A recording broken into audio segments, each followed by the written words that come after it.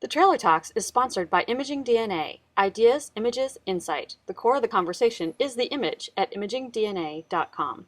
Ever wonder what it takes to live a life creatively? So do we. That's why we're here, to find out what clever people do to succeed in the arts, business, and education. I'm Cecily Korst, and this is the Trailer Talks. Unfortunately, right now, I'm a little geographically separated from the trailer. So we borrowed a friend's attic and an internet connection. We're gonna Skype all of these great people. So come on, it's gonna be a good trip.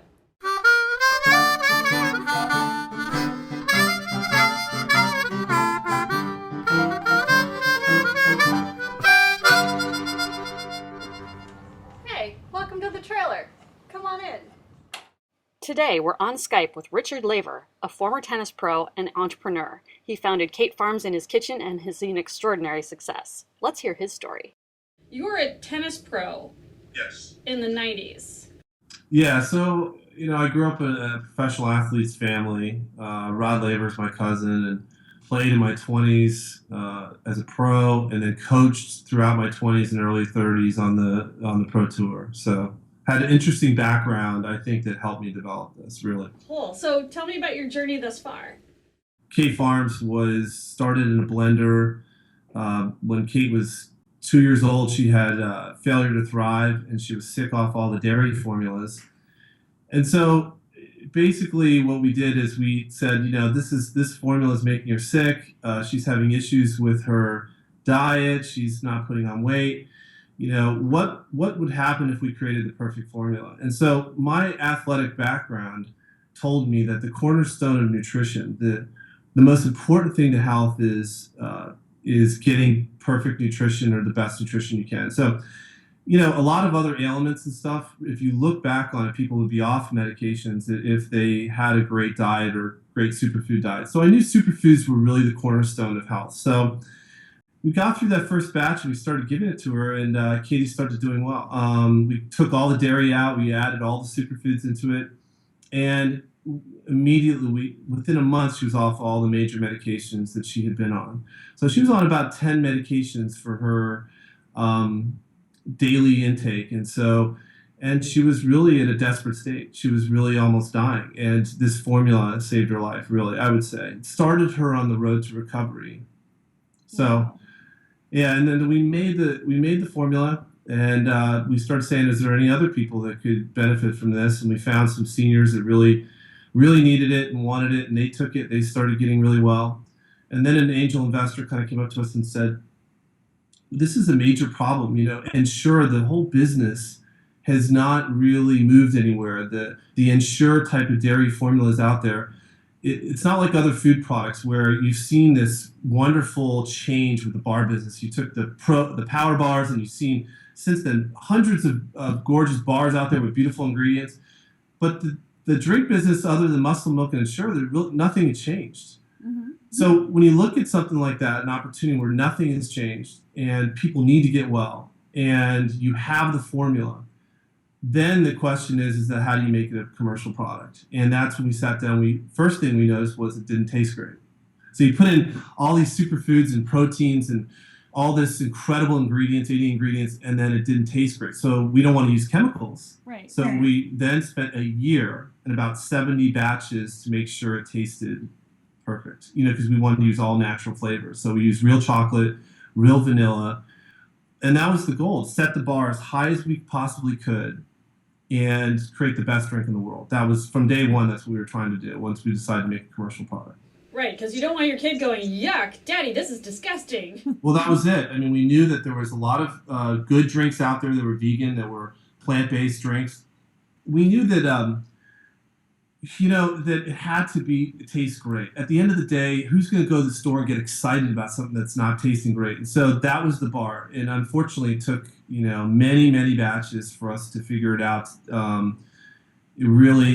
was ready to go to market a year earlier, and everyone said, the drink is great. It tastes great. I said, it's not great. I want it to taste like a real vanilla shake, a real chocolate milkshake.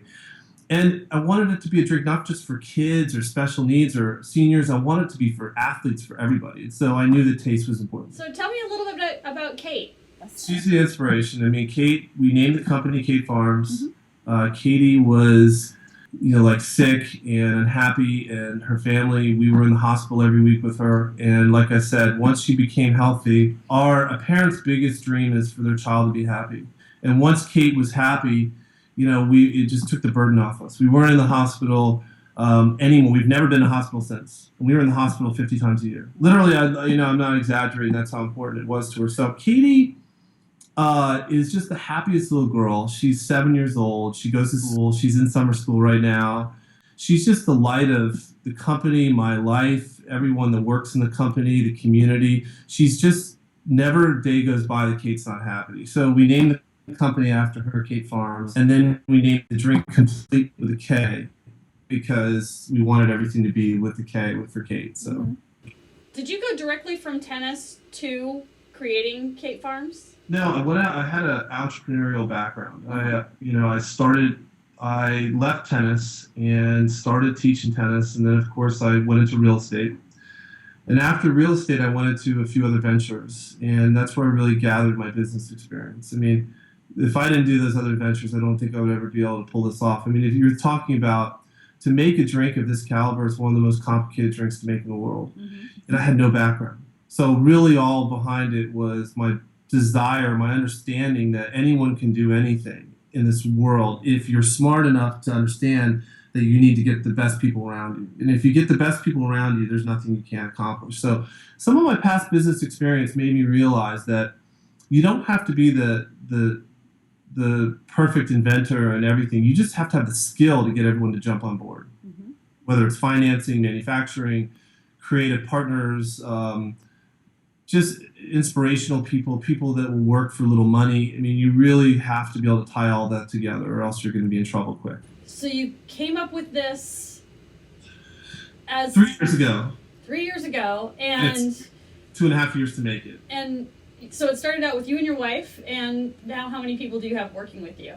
We have, it depends. I mean, directly working with us, we have about 20 people. But we have, we're the fastest growing nutritional shake in history. I mean, we started 4 months ago, live as a company, and we're out to almost 2,000 stores. Wow. The product's moving at a rate we think we're going to do 100 million in 2 years.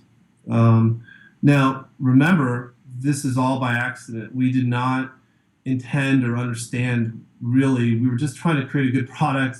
Luckily, when we went to market in March, the world kind of responded to the achievement that we did sacrifice to make it. We didn't cut any corners, and all what everyone says we're up for awards and CNN and all this other stuff. And I just I don't think it's really me, or I just think Kate was used by a higher source to really get this product out there. Oh, that's awesome. Now we're moving into the medical community because we really realized that the superfood revolution has really taken off, and we think that this drink just came at the right time. It's just people are realizing that to get their food farm to table as quickly as they can, as without a conveyor belt, as much as they can. I think there's just a movement going on in the world right now, and I think this product was the right time. But yeah, it's been quite the journey. I mean, business is one of those things you just can't. If you were to go to college or you were to go out and try to get fit or get in shape, that if you follow certain regimens, that you're going to have a predetermined. There's going to be a result. If you go to school, you study hard, and you're reasonably smart, you're going to get a degree. Mm-hmm. Business is just you can pour everything you got into it, and you're hoping that the entrepreneur has the right people around him. It's the scariest thing you're going to do in your life. So I think it's still a fluid situation, and we're still really learning every day. But we're just excited that the nation took us on, and accepted us. Yeah, who's your biggest advocate? Michelle. She keeps it together. She makes the dream happen, and I don't think this would happen without a good husband-wife team. So what's the most difficult thing that you've had to do in pursuit of your success so far? There's going to come a time if you're going for it as an entrepreneur, and everyone's going to tell you you're wrong, and everybody's going to doubt you. And I think the most difficult point was when I invested heavily in the first batch, and that came back, and no one would take responsibility that the manufacturing went wrong, and the product didn't taste the way it was supposed to taste, and they were all trying to convince me you can't throw away $250,000 worth of product. I made the decision that I had to throw it away and tell my investor that the company would be ruined if we went to market with it. And it ended up being the best decision. It was probably the most courageous decision that I ever had to make in my life, because you're talking about real money, and the basic philosophy of all of the advisors was sell it, let's get rid of it, sell it to sale markets, and then we'll move forward. And I had to really make that decision with very few people supporting me. And if it was a bad one, if the new batch turned out to be marginally better and it wasn't what's supposed to be, I would have looked as a really bad CEO. So I think that as CEO or a founder or anything, the biggest thing, you could be the perfect sounding person, you could be the brightest person in the room, you could have the greatest education. But if you don't have true courage and you don't have guts under pressure, you're not going to win. We know that for sure. You may lose still, but you're definitely not going to win if you don't make those calls under pressure. Yeah, sometimes when we're doing interviews like this, I feel like this is such great advice for me. Yeah.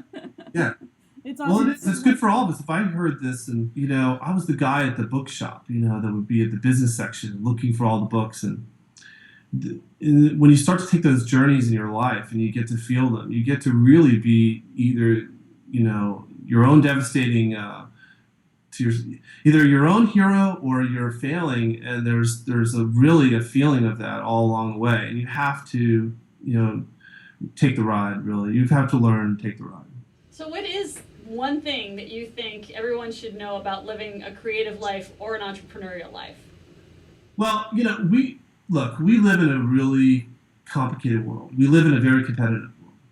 And I was at a trade show, and I saw people that were just great entrepreneurs, smart people that had a chicken finger company. And I like to use this analogy because I looked at her and I felt bad, because I knew that how many great chicken finger companies you think are out there. So you have to be very, very careful in business in this day and age, especially in the business I'm in. I think that you have to set the bar so high that it's almost unachievable. And if you're a person that's a follower and you don't really understand how to go out on a limb and make an idea, then probably not a good idea to go into business. It's hard to carve out Me Too businesses. It's hard to carve out a profit in this day and age, as competitive as it is.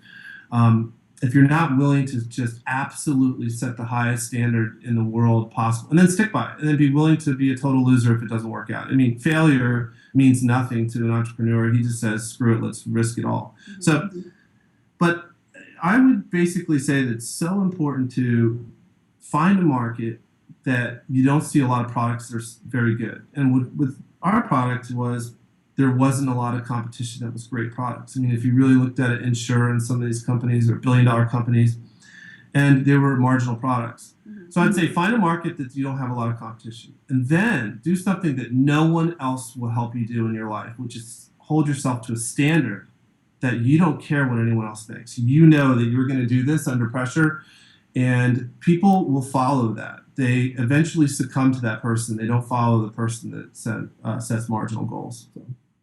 That was a peek inside Richard Laver's life and story. You can find out more about Richard and Kate Farms at their website, katefarms.com, Facebook, Pinterest, and Twitter. Thanks also to our generous sponsor, Imaging DNA. Find out more at imagingdna.com. While you're out surfing, check out our website at www.thetrailertalks.com. I'm Cecily Korst. Be safe and have fun.